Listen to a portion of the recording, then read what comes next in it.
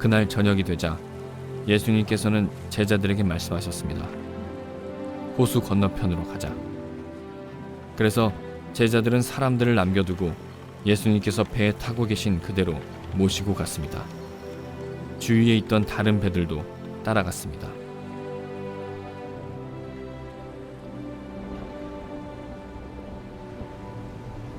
그때 매우 강한 바람이 불어와서 파도가 배 안으로 덮쳐 들어왔고 물이 배 안에 차게 되었습니다.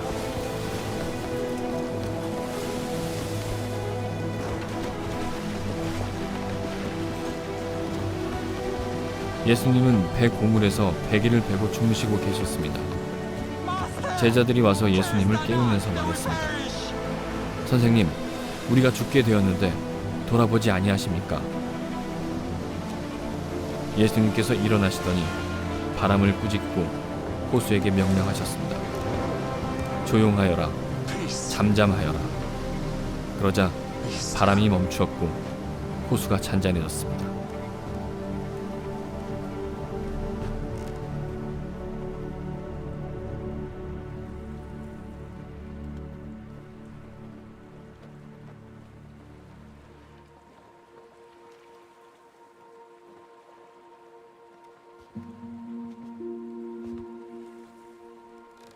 예수님께서 제자들에게 말씀하셨습니다. 어째서 너희가 무서워하느냐? 아직도 믿음이 없느냐?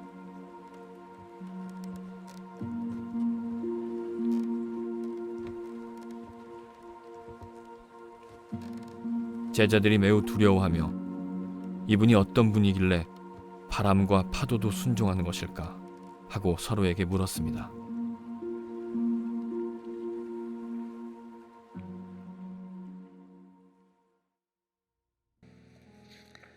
고맙습니다. 우리 가슴에 손을 얹고 우리 믿음을 고백하고 함께 말씀을 듣겠습니다. 제가 먼저 고백하겠습니다. 하나님은 나를 사랑하십니다. 나는 그 사랑 안에 있습니다. 하나님은 오늘 나에게 말씀하실 것입니다. 그 말씀에 능력이 있습니다. 그 말씀에 권세가 있습니다. 나의 마음을 하나님께 열겠습니다. 나의 생각을 예수님께 집중하겠습니다. 들은 만큼 변합니다. 들은 만큼 행복해집니다. 마가복음 4장에서 주님께서는 하나님 나라에 대한 말씀을 비유로 계속해서 설명해 주셨습니다. 많은 사람들이 갈릴리 호숫가에 모였고 주님은 그 호숫가에서 작은 배에 타시고 그 배에서 이제 그 사람들에게 하나님 나라의 비유를 말씀을 하나하나 이제 설명해 주신 겁니다. 그러나 그 말씀에 관심을 갖고 질문하고 주님께 나와서 물었던 사람들은 소수였습니다. 제자들과 일부 소수의 사람들이 주님께서 물었고 주님은 그들에게 하늘나라의 비유에 대한 자세한 설명을 해주셨습니다. 그러나 대부분의 사람들은 들었지만은 그리고 그 뜻을 이해하지도 못했으면서 그냥 주님의 곁을 떠나갔다는 것도 마가복음 4장을 통해서 볼 수가 있었습니다. 이 말씀을 기억하면서 여러분 축복합니다. 우리가 주의 말씀을 들을 때에 듣고 떠나가는 대다수의 사람 속에 속하는 무리가 아니라 그 말씀을 듣고 고민하고 기도하고 몸부림치면서 주께 나와서 묻고 나아가는 믿음의 사람의 무리 가운데, 그런 소수의 무리 가운데 속하는 축복이 있기를 바랍니다. 이렇게 주님께서 갈릴리 호숫가에서 하나님 나라에 대한 비유를 설명하시는 그날 저녁이 되었을 때 이제 주님은 제자들에게 호수 건너편으로 가자 이렇게 설명하시면서 오늘 본문의 이야기가 시작이 됩니다. 호수 건너편은 어디인가 하면은 마가복음 5장을 보게 되면 거라사인들의 지방입니다. 그것은 이방인의 땅이었죠. 주님은 이방인의 땅을 향해서 다시 또 복음을 가지고 향해 가시는 모습으로 본문이 시작이 됩니다. 주님의 사역은 제한이 없으시지요. 유대인의 땅이든 이방인의 땅이든 어둠 속에 갇힌 사람들, 절망 속에 갇힌 사람들이 있는 곳이라면 어디든지 가셔서 일을 하셨습니다. 우리도 당연히 그래야 합니다. 주께서 제한하지 않으시는데 우리가 어떻게 제한하겠습니까? 주님께서는 그렇게 갈릴리에서 종일 수고하시고 이제 그 밤에 가라스 지방을 향하여 배를 타면서 건너가게 됐습니다. 호수 건너편으로 가기 위해서 제자들이 배를 움직였는데 아마도 그 배는 주님께서 유대인들에게 복음을 전할 때 앉으셨던 그 배인 것 같습니다. 그 배가 이제 출발을 하고 또 많은 주변에 있는 배들도 그 뒤를 따라서 이제 갈릴리 호수 건너편으로 가게 되었습니다. 그런데 중간에 떠난 지 얼마 되지 않아서 배에 큰 폭풍우가 몰아쳤습니다. 갈릴리 호수는 주변 사방이 가파른 산이 있어서 돌연히 돌풍과 폭풍우가 일어나기 아주 쉬운 그런 지리적인 구조를 가지고 있습니다. 산에서 내려온 서늘한 공기가 호수 아래로 급하게 내려왔을 때에 호수에 있는 따뜻한 공기와 만나게 되면서 돌풍을 일으키게 되고, 이것이 때때로는 감당할 수 없는 폭풍으로 변화되기도 하는데, 오늘 본문에 아마도 이제 그런 폭풍이 일어나게 된 것 같습니다. 이 폭풍이 얼마나 심하였든지 성경은 기록하기를 큰 광풍이 일어나 파도가 배 안으로 덮쳐 들어왔다, 물이 배 안에 차게 되었다, 이렇게 설명을 하고 있습니다. 그런데 이런 상황 속에서도 놀랍게도 주님은 벽고물에서 배 뒤편이죠, 뒤편에서 주무시고 계셨습니다. 얼마나 상황이 다급했는지 제자들이 예수님을 깨워서 외칩니다. 주님, 선생님, 우리가 죽게 되었는데 돌아보지 아니하십니까? 그러자 주님께서 일어나셔서 바람을 꾸짖고 바다에게 명령하십니다. 대단히 놀라운 장면이죠. 바람을 꾸짖고 바다에게 명령하시면서 잠잠하라, 고요하라 그랬더니 놀랍게도 바람이 그치고 호수가 잔잔해졌습니다. 그러자 예수님께 제자들에게 또 뭐라고 말씀하시냐면, 어째서 내가 무서워하느냐, 아직도 믿음이 없느냐, 이렇게 믿음 없음을 꾸짖으십니다. 그러자 제자들이 굉장히 기이하게 여깁니다. 이분이 도대체 어떤 분이시길래 바람과 파도도 순종하는 것일까? 이런 내용으로 이제 오늘 본문이 이루어져 있고, 주님께서 타신 배가 큰 파도를 만나서 있었던 일련의 내용들을 기록하고 있습니다. 이 말씀을 묵상하다 보면은 몇 가지 이렇게 좀 질문이 생깁니다. 첫 번째 질문은, 어떻게 주님은 그런 폭풍 가운데서도 계속 주무실 수가 있었을까? 예수님의 제자들 중에서는 갈릴리 바다 출신, 어부 출신들이 많았습니다. 베드로, 안드레, 야고보, 요한 같은 사람들이 그 바다에서 고기 낚던 어부들이었습니다. 아주 어릴 때부터 낚았겠죠. 그러니까 갈릴리 바다에 대해서 아주 전문가입니다. 그들이 죽게 되었다고 말할 만큼 폭풍우가 심각했던 것이 분명합니다. 그런데 그런 상황에서 어떻게 계속 주무실 수가 있었을까? 파도가 쳐서 배가 호수의 물이 배 안으로 막 들어와서 가득 차게 되었다 그랬으니까 분명히 파도가 막 치면서 안에 있는 사람들을 덮쳤을 것이고, 그렇다면 분명히 주님의 몸에도 파도가 막 덮쳤을 것인데, 어떻게 그런 상황 속에서 잠을 안 깰 수가 있을까? 이런 생각을 사실 하게 됩니다. 이게 가능한 것일까? 그래서 어떤 분들은 이 말씀 묵상하면서 안 깼을 리가 없다, 아마도 주님이 깨셨을 것인데 제자들이 부를 때까지 기다리셨을 것이다, 이렇게 묵상하는 분들도 있기도 합니다. 어쨌든 간에 어떻게 이렇게 폭풍 가운데 계속 주무시는 모습이 진짜일까? 이런 생각을 하나 하게 되고, 또 두 번째 질문은 예수께서 일어나셔서 바람과 파도를 꾸짖으시니까 잠잠해졌는데, 그러고 난 다음에 제자들에게 믿음 없음에 대해서 꾸짖는 모습이 나옵니다. 어째서 그렇게 무서워하느냐, 아직도 믿음이 없느냐, 이렇게 꾸짖으시는데 이제 이걸 보면서도 또 질문하게 됩니다. 그럼 주님이 원하셨던 것이 뭘까? 주님은 제자들이 주님을 깨우지 않으시고 알아서 대처하길 원하신 것일까? 만약에 제자들이 주님을 안 깨웠다면 그렇다면 주님께서는 그 제자들에 대해서, 그 믿음에 대해서 꾸짖지 않으시고 오히려 반대로 칭찬하셨을까? 왜 이렇게 질문을 하게 되냐면, 우리가 알기로 신앙이라는 것은 위기가 오고 어려움이 올 때 주의 이름을 부르면서 주의 도움을 청하는 것인데, 주님을 깨웠더니 뭐라 하시면은 이걸 어떻게 이해해야 되는가, 이제 이런 질문들을 하게 됩니다. 어쨌든 이런 일련의 질문들과 상황들 속에서 우리 묵상은 시작되고, 이 말씀 속에서 우리에게 주시는 메시지가 뭘까, 주의 교훈이 뭘까, 우리가 나눠보려고 합니다. 첫 번째, 이 말씀을 통해서 우리가 배우게 되는 교훈은 평안, 하나님의 평안, 참된 평안에 대한 것입니다. 35절부터 39절까지 한 번 더 읽어보면서 이 첫 번째 주제를 묵상해 보겠습니다. 제가 먼저 35절 읽겠습니다. 그날 저녁이 되자 예수님께서는 제자들에게 말씀하셨습니다. 호수 건너편으로 가자.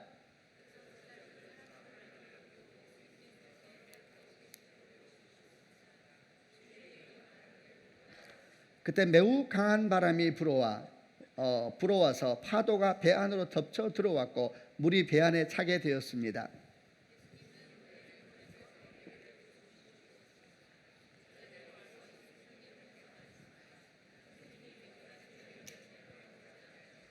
예수님께서 일어나시더니 바람을 꾸짖고 호수에게 명령하셨습니다. 조용하여라, 잠잠하여라. 그러자 바람이 멈추었고 호수가 잔잔해졌습니다. 자, 여러분, 이 상황 속에서, 이 폭풍 속에서 배후에서 주무시고 계시는 주님을 한번 거룩한 눈을 떠서 한번 바라보시고 묵상해 보시길 바랍니다. 어떻게 이런 게 가능하겠습니까? 아까 우리가 나누었던 것처럼 단순히 배가 요동하는 정도가 아닙니다.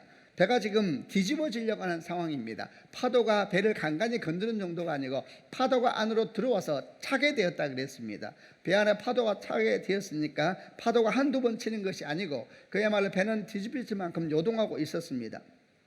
당연히 주무시던 주의 몸에도 바닷물이 들어와 쏟아졌을 겁니다. 이런 상황에 대한 묵상은 사실 지나친 것이 아닙니다. 왜냐하면 아까 말씀드린 것처럼 그 갈릴리 호수의 전문가들이었던 제자들까지도 이제 우리는 죽게 되었다라고 소리칠 정도의 상황이었으니까 사실 이런 묵상도 어떤 면에서는 부족한 묵상이다, 좀 더 심각한 상황이 아니었을까 이렇게 보는 것이 옳을 것입니다. 그런데 그런 와중에 주님은 계속 주무시고 계신다. 그러다 보니까 우리가 이 말씀 묵상하면서 어떻게 이게 가능한가?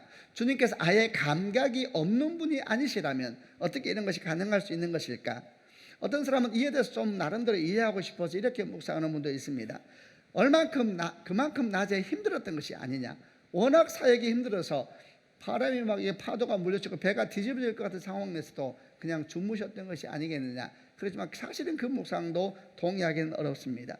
주님의 사역 초창기셨습니다. 주님은 여러분 30대의 젊은 청년이었습니다. 아무리 사역이 힘들었다 해도 온몸이 바닷물에 적셔지는 상황, 그리고 누워 계신 배가 통째로 요동하는 상황에서 아무 문제 없이 주무실 수 있는, 아무 문제 없이 잠들 수 있는 사람이 있을까? 그럴 수는 없지 않는가? 이제 바로 여기에서 이런 본문의 상황, 이런 본문의 예수님의 모습에서부터 우리의 첫 묵상이 시작됩니다. 우리는 예수께서 하나님의 완전한 계시이심을 알고 있습니다. 그분의 존재 자체가, 그분의 행위와 그분의 언어 자체가, 그분의 호흡과 눈물 자체가 우리를 향한 하나님의 계시적인 사건입니다. 계시라는 것은 그분의 모든 행동을 통하여 하나님의 마음이 우리 가운데 알려지게 되는, 그를 통해서 하나님을 알게 되는 사건이다, 이렇게 이야기를 하는 겁니다. 그분은 우리의 하나님의 계시의 완성이시죠. 그래서 우리는 이런 주님의 모습을 보면서 무엇을 주께서 말씀하시는 것일까 생각을 해야 됩니다. 도대체 이해되지 않는 이 주님의 모습, 이거 자체가 우리에게 주시는 주의 분명한 계시일 것인데 이렇게 이해되지 않는 상황, 이렇게 이해할 수 없는 상황이 우리에게 주는 계시는 뭘까 이렇게 생각을 하게 됩니다. 도저히 잠들 수 없는 상황 속에서 아무런 불편함 없이 주무시는 주의 모습, 그것이 우리에게 주는 계시가 무엇이겠습니까? 도저히 잠들 수 없는 상황 속에서 아무런 불편함이 없이 주무시는 예수의 모습, 그것이 우리에게 주는 계시는 무엇이겠습니까? 그것은 분명코 하나님의 평안에 대한 것입니다. 하나님의 평안에 대한 것입니다. 폭풍성에서 평안히 주무시고 계시는 주님을 보시기를 바랍니다. 여러분, 이것이 하나님의 평안입니다. 이것이 하나님께서 우리에게 주길 원하시는 바로 그 평안인 것입니다. 아멘 하시길 바랍니다. 하나님의 평안은 아무 일도 없는 상태가 아닙니다. 아무 문제도 없는 상태가 아닌 겁니다. 오히려 성경 가운데서 오늘 우리에게 계시해 주신 하나님의 평안은 무엇인가? 폭풍 가운데서, 파도 한가운데서 그 정체를 드러내십니다. 그리고 그런 평안의 모습이 오늘 예수님의 모습으로 우리 가운데 계시되고 있는 겁니다. 여러분, 이 주의 평안이 여러분 가운데 임하는 축복이 있기를 바랍니다. 참된 평안은 상황이 주는 것이 아닙니다. 환경이 주는 것도 아닙니다. 사람이 주는 것도 아닙니다. 만약 우리가 환경에서 평안을 찾고 환경에서 평안을 누리기를 원한다면 분명코 머지않아 그 사람은 환경 때문에 평안을 빼앗기게 될 겁니다. 만약 사람을 통해서 평안을 찾기 원한다면 그 사람 또한 머지않아 그 사람 때문에 평안이 흔들리게 되고 말 것입니다. 그러므로 이런 평안은 하나님께서 말씀하시고 성경이 우리에게 주기 원하는 참된 평안은 아닌 것입니다.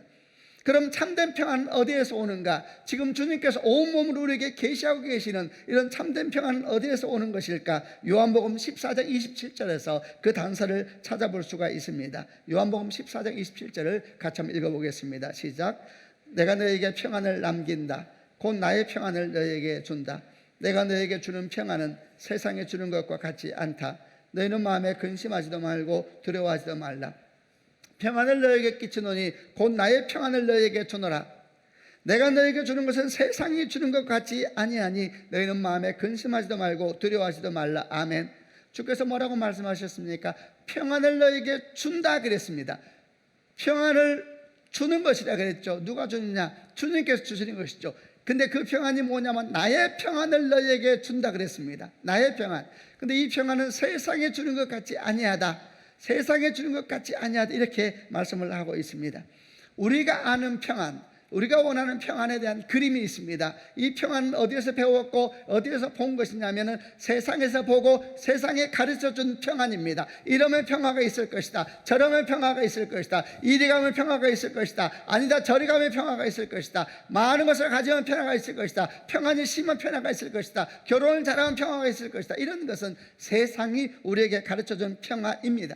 그럼 오늘 주님께서 말씀하시기를 내가 너에게 주려고 하는 평안은 그런 평안이 아니다, 내가 너에게 주는 것은 근본적으로 다른 것이다, 이렇게 말씀하시면서 세상이 우리에게 가르쳐 주었고 세상이 우리에게 보여주었던 평화와 분명한 선을 그으십니다. 왜 우리가 하나의 평화를 이해하지 못하는가? 우리가 생각해 본 적이 없기 때문에 이해할 수가 없는 겁니다. 우리가 생각하고 배우고 들었던 것은 세상의 평화인데 주님께서 말씀하시기를 내가 너에게 주는 평화는 그 평화는 분명히 다르다, 딱 선을 끄는 걸 보니까 완전히 다른 겁니다. 그래서 우리가 하나님의 평화를 사실 다 이해하지 못하는 것입니다. 그래서 주님께서는 지금 이렇게 파도가 치고 바닷물이 자신을 덮어가고 있는 모습을 보면서 그 속에서 평안히 주무시는 주님의 모습을 보면서 우리는 뭐라고 말하느냐, 이게 어떻게 가능하냐, 이렇게 말하고 있는 것입니다. 왜냐하면 그런 걸 본 적이 없으니까요. 우리가 아는 평안은 그런 게 아니거든요. 어떻게 이럴 수가 있습니까? 파도가 치고 바람이 몰아치면은 우리는 어떻게 하는 게 정상이고 당연한 거라고 생각합니까? 죽게 되었다, 이게 정상이라고 생각하는 것이죠. 그런데 주님께서 지금 평안히 주무시니까 이해가 되지 않으니까 이게 말이 되는 것이냐, 죽게 된데 잠잘 수 있느냐, 주님은 다 감각이 죽으신 거 아니냐, 어떻게 이럴 수가 있느냐. 그래서 어떤 사람은 이거는 사실이 아니라 어떤 걸 설명하기 위한 비유적인 말씀일 것이다, 이렇게 이제 생각하는 상황까지 가게 된 겁니다.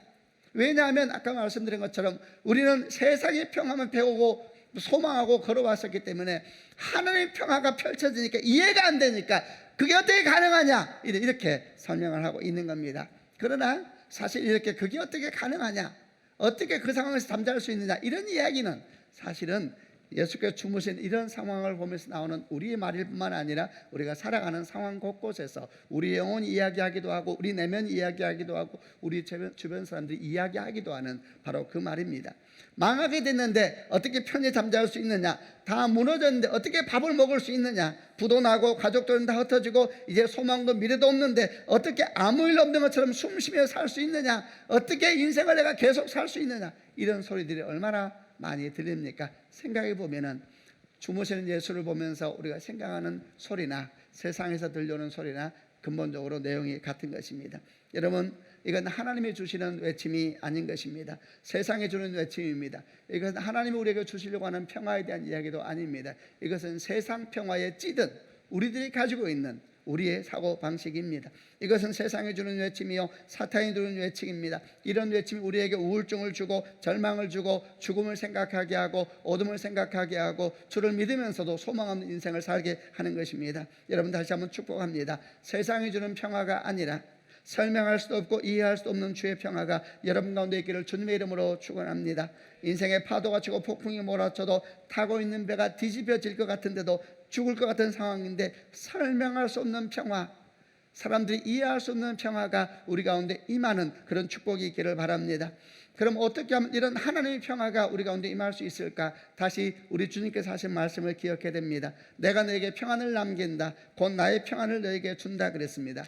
이렇게 말씀하지 않으셨습니다. 나의 평안을 언젠가는 너희가 경험하게 될 것이다, 언젠가는 너희에게 줄 것이다, 이렇게 미래적인 언어를 쓰지 않았습니다. 네가 열심히 하면 내 평화가 너에게 임하게 될 것이다, 조건적인 언어도 쓰지 않았습니다. 주께서 쓰신 말씀은 내가 너에게 평안을 주노라, 나의 평안을 너에게 준다, 이러면서 그때 말씀하신 당시에 현재형을 쓰셨습니다.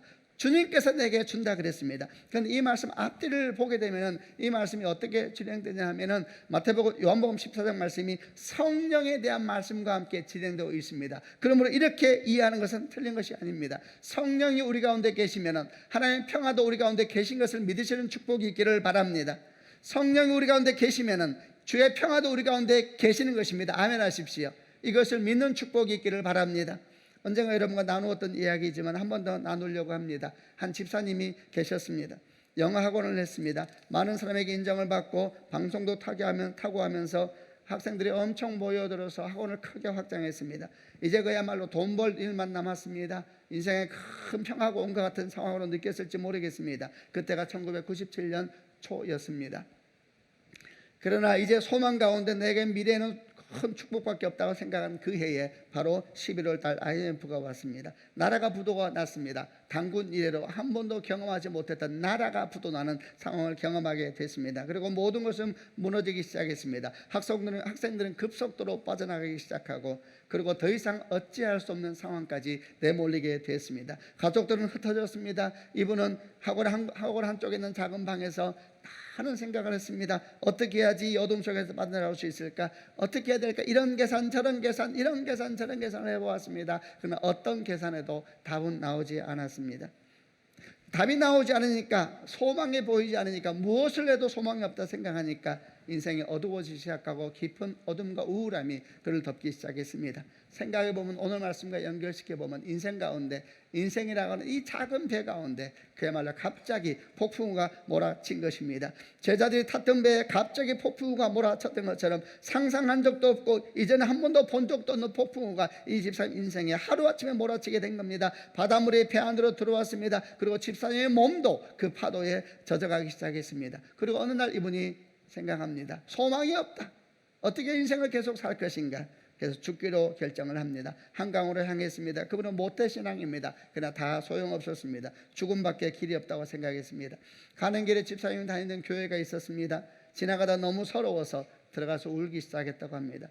주 앞에서 운 겁니다. 주님이 생각나서, 어릴 때 불렀던 찬양이 생각나고, 어미와 아비가, 어머님과 아버님이 기도해 주던 기도가 생각났겠지요. 지나온 삶을 생각하며 서러워서 울었습니다. 얼마나 울어댔는지 시간 가는지도 모르고 그렇게 울었답니다. 너무 울다 보니까 문제가 생겼습니다. 이제 일어나서 죽으러 가야 되는데 몸에 힘이 빠져버린 것입니다. 죽을 힘도 없는 것입니다. 그래서 생각했답니다. 내일 죽어야겠다. 그래서 다시 그 지친 몸을 이끌고 그 잠을 자는 매일매일 어둠에 쌓여 있었던 그 학원의 구석 조그만 방으로 가서 쓰러지듯이 잠이 들었다고 합니다. 그런데 다음날 아침 기적이 일어났습니다. 눈을 떴을 때 놀라운 기적이 일어났습니다. IMF가 끝난 것이 아니고 누가 큰 돈을 가지고 온 것도 아니고, 그 기적은 이 마음속에서부터 시작이 됐습니다. 이 마음속에 작은 변화, 작은 생각 하나가 정말 놀랍게도 마음에서 떠올랐다고 합니다. 그 생각은 뭐냐면 그냥 살아야겠다, 살아야 되겠다는 생각이 들었답니다. 그 전에는 어떤 생각밖에 없었느냐? 그전에는 오직 한 가지 생각밖에 없었습니다. 어떻게 이런 상황에서 살 수 있느냐? 아무런 소망이 없고 아무런 미래도 없는데 어떻게 살아서 무엇하냐? 부도가 나고 죽게 되고 내 아이들은 소망이 없이 이렇게 다 뿔뿔이 흩어졌는데 무엇을 계산해도 나오지 않는 인생이 되는데 어떻게 밥을 먹느냐? 이 생각밖에 없었습니다. 죽음이죠, 절망이죠, 어둠이죠. 이 생각밖에 없었습니다. 그리고 누구라도 그런 상황이 되면 그 사람의 생각이 당연할 것이라고 아마 그럴 겁니다. 그러나 그날 아침에 작은 생각 하나가 그 마음속에서 떠올랐습니다. 그냥 살아보자. 그래서 살았답니다. 계산해보지 않고 살았답니다. 그런데 어느 날 보니까 영원히 없어지지 않을 것 같은 빛들이 거의 다 사라지고 없어지고 있다는 걸 보았답니다. 여러분, 이것이 하나님이 주신 평안인 것을 믿는 축복이 있기를 바랍니다. 그럼 이렇게 질문하게 됩니다. 그 집사님에게 갑자기 난 그 작은 생각은 도대체 어디서 온 것인가? 그게 하나님의 평안이라면 그 평안은 도대체 어디서 온 것이며, 그전에는 그 평안은 어디에 있었길래 왜 그동안 일 안 하다가 갑자기 그렇게 일을 하게 되었는가? 그 평안은 어디에 숨어 있었으며 어디서 갑자기 나타나게 된 것일까? 이렇게 질문해 볼 수가 있었습니다. 한마디로 말하면 원래부터 그 안에 있었던 것입니다. 우리 주께서 말씀하신 것처럼 내가 너에게 평안을 주노라 이렇게 말씀하시고, 그 예수가 우리 안에 들어와서 왕으로 계시는 순간부터 우리 안에 이미 하나님 평안은 자리하고 있었던 것입니다. 이것을 믿음으로 받는 축복이 있기를 바랍니다. 근데 그러면 왜 그동안에 이 평화를 누리지 못했는가? 왜 그동안 이 평화를 느끼지 못했는가? 세상 평화만 쫓아다녔으니까 세상 평화만이 진짜 평화인지 알고 매일 그 묵상하고 그 묵상 쫓아다니고 그 평화 쫓아다니고 그 평화 취하느라고 인생을 허비하고 시간도 열정도 에너지도 모든 꿈을 거기에 투자하고 다 하다 보니까 하나님이 주신 평화는 쭈그러들고 무력해지고 저 인생 구석에서 처박혀 있었던 것입니다. 세상에서 평안을 쫓느라고 세상에 찾겠다고 쫓아다니는 그 마음에 이리 치이고 저리 치여서 구석으로 밀려가 쭈그러져 있는 하나님 평화, 그 평화는 능력도 없고 권세도 없고 아무런 힘이 없던 것처럼 모태신앙도 필요 없었고 어머니의 기도도 필요 없는 것처럼 구석에 이렇게 찌그러져 있었던 겁니다. 그날 밤에 그 깊은 마음, 그가 과거에 하나님을 불렀던 이름을 생각하고 서러울 때에 그 서러움의 눈물, 이 애통하는 눈물이 그 구석에 찌박혀 있었던 이 주의 평화가 숨쉬게 하고 주의 평화가 회복되게 하고 그 평화를 깨우게 된 줄로 믿습니다. 여러분, 이를 믿는 축복이 있길 바랍니다. 주님께서 말씀하셨습니다. 내가 너에게 평화를 주노니 곧 나의 평화를 너에게 주노라. 내가 주는 건 세상에 주는 것 같지 아니 마음에 근심하지도 말고 염려하지도 말라 그랬습니다. 여러분 안에 예수가 계십니까? 아멘 하시길 바랍니다. 여러분 안에 성령이 계십니까? 그렇다면 성령과 함께 예수와 함께 주의 평화도 함께 계심을 믿는 축복이 있기를 바랍니다. 그 평안을 깊이 묵상하는 것이 믿음입니다. 예수를 깊이 묵상해야 됩니다. 예수를 생각하고 또 생각할 때에 하나님께서 생각하는 것이 커지는 것입니다. 주목하는 것이 커지는 겁니다. 예수를 많이 주목하고 내가 땅의 평화가 아니라 하늘의 평화를 묵상하고 때때로 땅의 평화가 우리 인생을 마치 결정하는 것처럼 다가올 때도 잠시 멈추고 하나님의 평화를 묵상하고 그 영원한 평화 가운데 거하는 인생을 꿈꾸고 이럴 때에 우리 안에는 주의 평화는 찌그러지고 구석에 처박히는 것이 아니라 우리 인생을 가득 덮는 참된 평화의 능력으로 임하게 될 줄로 믿습니다. 시편 46편에서는 마치 이런 오늘 본문의 상황을 예언하듯이 이렇게 노래하고 있었습니다. 시편 46편 1절부터 3절까지 한번 읽어보겠습니다. 제가 1절 읽겠습니다. 하나님은 우리의 피난처시며 힘이십니다. 어려울 때에 언제나 우리를 돕는 분이십니다. 2절 3절 같이 읽겠습니다. 바닷물이 넘실거리고 파도가 치고 사나운 바다에 산들이 흔들려도 두려워하지 않을 것입니다. 아멘. 하나님은 우리 피난처이시며 힘이십니다. 어려울 때에 언제나 우리를 돕는 분이십니다. 그래서 우리는 땅이 흔들려도 산들이 바닷속으로 무너져 내려도 바닷물이 넘실거리고 파도가 치고 사나운 바다에 산들이 흔들려도 두려워하지 않을 것입니다. 아멘이죠. 이 믿음을 받는 축복이 있기를 바랍니다. 주의 마음에 합했던 다윗은 뭐라고 노래했습니까? 내가 사망의 음침한 골짜기로 다닐지라도 해를 두려워하지 않을 것은 주께서 나와 함께 하십니다. 주의 지팡이와 막대기가 나를 안위하시나이다. 주께서 내 원수의 목전에서 내게 상을 베푸시고 기름으로 내 머리에 바르셨으니 내 잔이 넘치나이다. 내 평생의 선하심과 인자심이 정녕 나를 따르리니 내가 여호와의 집에 영원히 살리로다. 아멘입니다. 이것이 하나님의 평안입니다. 여러분 축복합니다. 우리 믿음 가운데 인생의 여정 가운데 기도 가운데 폭풍 가운데서 배 뒷머리에서 고요히 평안히 주무시고 계시는 예수를 많이 묵상하시기를 바랍니다. 그분을 많이 묵상하면 그분 안에는 평화가 무엇인지를 볼 수 있는 영적인 눈이 열리게 될 겁니다. 그분을 많이 묵상하는 것이 뭔가, 그분을 많이 묵상하는 것이 우리가 세상의 평화에 취하지 아니하고 주의 평화 가운데 우리 인생의 기둥을 깊이 내리는 선한 믿음의 행위가 될 줄로 믿습니다. 반대로 세상이 주는 평화만 쫓으면 하나님의 평화는 점점 우리 가운데서 멀어지게 될 겁니다. 없는 것이 아니라 우리 불신 가운데서 무력해지는 것입니다. 우리 불신 가운데서 능력이 없어지는 것입니다. 못할 신앙도 필요 없고 다 필요 없습니다. 우리가 주를 깊이 생각하고 믿음으로 매일매일 내 안에 하나님 나라를 이루어 나갈 때에 우리 신앙은 해처럼 빛나게 될 것이고 우리의 기도 또한 놀라운 능력의 통로로 쓰임받게 될 줄로 믿습니다. 이 평화가 여러분과 여러분 가정 가운데 있는 복된 한 해가 되시기를 바랍니다. 두 번째, 오늘 본문이 가르쳐주는 교훈은 고난 중에 우리가 가져야 될 참된 믿음은 무엇일까라는 부분입니다. 38절부터 41절까지를 같이 보겠습니다. 제가 38절 읽겠습니다. 예수님은 배고물에서 베개를 베고 주무시고 계셨습니다. 제자들이 와서 예수님을 깨우면서 말했습니다. 선생님, 우리가 죽게 되었는데 돌아보지 아니하십니까?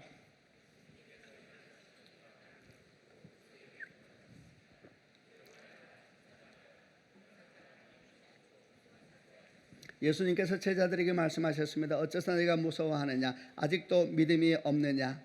제자들이 매우 두려워하며 이분이 어떤 분이길래 바람과 파도도 순종하는 것일까 하고 서로에게 물었습니다. 주님의 제자들이 믿음을 꾸짖고 계십니다. 제자들은 감당할 수 없는 상황 속에서 파도와 바람에 죽을 것 같은 두려움 속에서 예수님을 깨웠습니다. 그리고 이렇게 외쳤습니다. 선생님, 우리가 죽게 되었는데 왜 돌아보지 아니하십니까? 이 선생님이라는 호칭은 랍비라는 뜻입니다. 랍비는 유대인들에게 주의 말씀을 가르치고 그 말씀을 풀어주는 선생입니다. 주님께서 이 땅 가운데 오셔서 행하신 중요한 사역 중에 하나는 말씀을 가르치는 일이었기 때문에 랍비, 선생님이라는 호칭은 이상한 것은 아니었습니다. 어쨌든 간에 선생님 우리가 죽게 되었는데 돌아보지 않습니까? 이렇게 주님을 흔들어 깨우자 그때 주님이 깨어나셔서 바람을 꾸짖고 바다에게 잠잠하라 고요하라 명령하셨더니 놀랍게도 바람이 그치고 바다가 아주 잔잔해졌습니다. 그러고 난 뒤 오늘 우리가 주목하려고 하는 주의 모습이 시작됩니다. 주님은 제자들에게 어째서 무서워하느냐, 아직도 너희가 믿음이 없느냐 꾸짖으십니다. 그래서 우리는 이 장면을 보고 생각했습니다. 왜 이렇게 꾸짖으시는 것일까? 주님이 꾸짖으시는 제자들이 믿음 없는 모습이 무엇일까? 주무시고 계신 주님을 깨웠다고 마음이 상하신 것일까?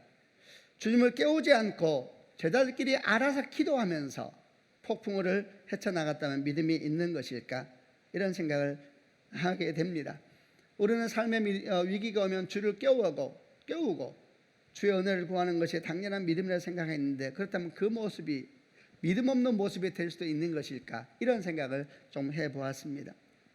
여러분, 사실 그럴 수는 없습니다. 우리가 성경을 통해서 계속해서 배우게 되는 것은 우리가 위기 가운데, 어려움 가운데, 아니 위기가 없을 때에도 항상 주의 이름을 배우고 부르고 주님을 깨워야 합니다. 사실 이 말은 비유입니다. 어떻게 주님을 주무시겠습니까? 오늘 이 주님은 육신 가운데 오신 예수의 모습이지만은 부활하시고 승천하셔서 하늘 보좌 위에 계신 성자 예수님은 주무시는 분이 아니시죠. 그분은 졸지도 주무시지 않는 분이십니다. 그러므로 우리는 날마다 그분의 이름을 부르고 주의 은혜를 구하고 주의 도우심을 구하면서 파도와 폭풍이 치는 세상을 헤치고 나아가야 되는 것인데, 그게 당연한 것이기 때문에 지금 이렇게 묵상하는 것, 주님을 깨운 것에 대해서 주께서 꾸짖는 것일까라는 묵상은 잘못된 것일 겁니다. 그러면 주님께서는 어떤 모습을 꾸짖고 계시는 것일까? 여러분, 맞습니다. 주님이 제자들 믿음 없음에 대해서 꾸짖고 계시는 것은 주님을 깨운 것을 말씀하시는 것이 아니라 깨울 때에 제자들이 가지고 있었던 마음과 태도와 표정, 이런 것에 대한 것이었습니다. 40절과 41절에 이런 말씀이 나와 있습니다. 예수께서 제자를 깨울 때 일어나셔서 이렇게 꾸짖으시며 말씀하셨죠. 어째서 너희가 무서워하느냐, 아직도 믿음이 없느냐. 제자들이 매우 두려워하여 이분이 어떤 분이길래 바람과 파도도 순종하는 것일까 하고 서로에게 물었습니다. 이랬는데요, 개역개정이 조금 더 묵상에 도움을 줍니다. 개역개정이 이렇게 번역하고 있습니다. 주님이 꾸짖는 모습입니다. 이에 제자들에게 이르시되 어찌하여 이렇게 무서워하느냐, 너희가 어찌 믿음이 없느냐. 이렇게 아주 중요한 몇 가지 수사를 넣어요. 어찌하여 이렇게 무서워하느냐, 어찌 믿음이 없느냐. 그래서 제자들은 심히 두려워하여 서로 말하되 그가 누구이길래 바람과 파도도 순종하게 하는가 이랬습니다. 자, 주님이 보고 있는 제자들의 모습은 어떤 모습이었습니까? 주 앞에 나와서 기도하고 있는 제자들의 모습은 지금 어떤 모습이며 그들의 마음은 어떤 마음입니까? 지금 예수를 와서 깨우고 있습니다. 주 앞에 기도하고 있습니다. 근데 그 기도하는 그들은 어떤 마음을 가지고 와서 기도하고 있는 겁니까? 어찌하여 이렇게 무서워하느냐. 아마도 주님은 제자들 눈빛과 표정을 보면서 거의 죽음 사람 같은, 이제 우리는 망했다 라는 느낌을 받았는 것 같습니다. 어찌 믿음이 없느냐, 하나도 믿음이 안 느껴지신 것 같습니다. 심히 두려워했다 그랬습니다. 바람과 파도가 잔잔해지니까 제자들이 심히 두려워했다. 그러니까 제자들은 예수님께서 바람과 파도를 잠잠케 할 거라는 생각을 전혀 안 했던 것 같습니다. 여러분 보십시오. 지금 주님을 깨우는 제자들의 모습은 두려움으로 가득 차 있습니다. 그들의 눈은 절망으로 가득 차 있고 그들의 목소리는 죽어가고 있고 마치 모든 것이 끝난 것처럼 주님을 깨우고 있습니다. 그런데 주님을 깨우면서도 그 주님이 오시면은 내 인생은 회복될 것이다. 그 주님이 오시면은 이 바람과 파도는 오히려 내 인생의 거룩한 힘이 될 것이다. 주님이 오시면은 이 바람과 파도도 오히려 주의 능력의 통로가 될 것이다. 믿음은 전혀 없는 것입니다. 두려움에 가득 차 있습니다. 그런데 기도하면서도 믿지 않습니다. 그는 사실 두려운 것뿐입니다. 바로 이런 제자들의 모습을 보고 주님은 낙심하고 있는 것입니다. 제자를 꾸짖는 모습은 또 한편으로는 주님의 낙심입니다. 주님의 낙심하고 있는 것입니다. 어찌하여 이렇게 무서워하느냐, 어떻게 그렇게 믿음이 없느냐, 어떻게 그렇게 두려워하냐. 주의 마음이 상하신 것입니다. 주의 아픈 마음. 여러분, 이런 일들이 얼마나 우리에게도 많이 있습니까? 우리는 기도하면서 믿지 않습니다. 기도하면서 절망합니다. 기도하면서 낙심합니다. 낙심하면서 믿지 않고 기도하면서 소망하지 않는 것입니다. 여러분, 이렇게 생각하다 보면은 제자들이 예수님을 깨울 때 랍비어 랍비어, 선생님 선생님이라고 불렀던 호칭에 대한 묵상까지 하게 됩니다. 여러분, 랍비는 선생님입니다. 말씀을 가르치는 분이시지요. 여러분, 제자들은 뭘 몰랐느냐? 주님께서 말씀을 가르치는 선생인지는 알았지만 그분이 온 땅의 창조주요 온 땅의 주관자이신 하나님이심에 대해서 미처 깨닫지 못하고 있었던 것이 분명한 것입니다. 지금도 마찬가지입니다. 우리는 교회에서 말씀을 배웁니다. 놀라운 말씀을 깨닫습니다. 대단히 놀랍다 이런 얘기를 합니다. 그러나 그 성경이 그 말씀이 온 세상의 창조주요 주관자이신 예수를 증명하고 있다는 것과 그 말씀을 믿는 순간 그 예수의 권세와 능력이 우리가 임한다는 것에 대해서 우리가 잊어버릴 때가 많은 것입니다. 그래서 어떻게 되는가? 기도하면서도 낙심하고 기도하면서도 절망하고 기도하면서도 믿지 않는 이런 제자들의 모습이 오늘도 반복되고 있는 것입니다. 그래서 주님께서 낙심하시며 당황해 하시면서 제자를 향하여서 그렇게 믿음이 없느냐 이렇게 말하고 있는 것입니다. 여러분 기억하시길 바랍니다. 주님의 말씀을 깨닫게 하시고 가르치시는 선생뿐만이 아니라 온 땅과 하늘을 창조하고 다스리시는 하나님이십니다. 그분이 바람과 파도도 주관하시는 분이십니다. 할렐루야. 주님은 뭘 원하십니까? 주님은 인생의 파도가 치고 바람이 부는 걸 잘 알고 계십니다. 그러나 그 한가운데 주님과 함께 있다는 걸 기억해야 되는 것입니다. 우리는 폭풍 가운데서 주님은 우리가 주님을 찾기 원하십니다. 그런데 믿음으로 찾기를 원하십니다. 무슨 믿음입니까? 주님께서 온 땅의 왕 되신다는 것입니다. 아멘이죠. 우리를 사랑하시다 죽기까지 사랑하신다는 믿음으로 찾기를 원하시는 겁니다. 만일 이런 믿음이 없다면 구하면서도 믿지 않을 것이요, 이런 믿음이 없다면 주께서 일하실 때에도 주께서 일하는 걸 분별하지 못할 때면 낙심하게 되는 겁니다. 그러나 이런 믿음이 있다면 믿음으로 구할 뿐만 아니라 믿음으로 구할 때 그 응답이 때때로 우리가 생각하지 못한 모습으로 와도 낙심하지 않습니다. 왜? 주님은 이 모든 것도 다스리시는 분이시요 합력하여 선을 이루시는 분이기 때문입니다. 왜 이런 묵상이 중요하며 필요한가?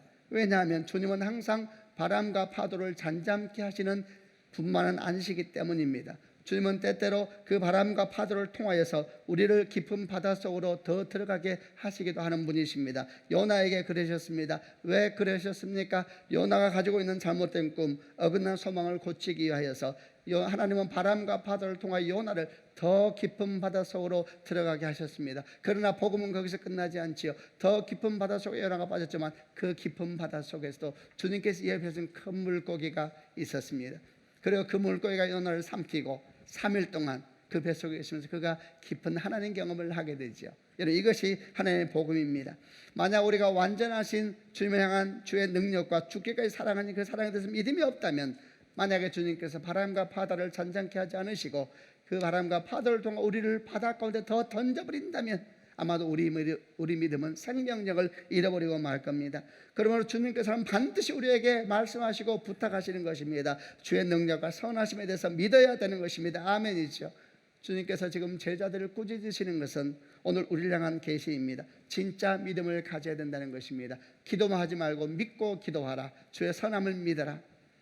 주님은 온 땅의 주관자이시며 하늘과 땅을 창조하시고 다스리는 분이십니다. 아멘 하시길 바랍니다. 우리가 기도할 때 가장 선하고 합당한 방법으로 바람과 파도를 다스리는 분이십니다. 그러므로 그 바람과 파도가 우리를 깊은 바닷속으로 내던지자 하더라도 두려워할 것이 없습니다. 왜냐하면 만약에 주께서 그렇게 하셨다면 그 바닷속이 은총의 통로가 될 것이기 때문입니다. 사랑하는 성도 여러분, 주의 은총 여러분과 함께 있으시길 바랍니다. 우리는 날마다 배를 타고 항해하는 인생과 같은 시간을 살고 있습니다. 바람과 파도가 일어납니다. 그러나 주의 평화가 여러분 가운데 굳게 서 있을 때에 결코 요동하지 않는 평화가 여러분 가운데 임하게 될 줄로 믿습니다. 배 뒤에서 주무시기 위해서는 주를 많이 묵상하시기를 바랍니다. 참된 믿음을 가지십시다. 그분은 낯빛일 뿐만 아니라 하나님이십니다. 하나님. 그분은 바람과 파도를 잔잔하게 하기도 하시고 때로는 그 바람과 파도를 통하여서 우리를 또 다른 지경으로 이끌어 가시기도 하십니다. 주의 은혜가 여러분과 함께 하시기를 우리 주 예수 그리스도 이름으로 축원합니다. 아멘. 기도하십시다.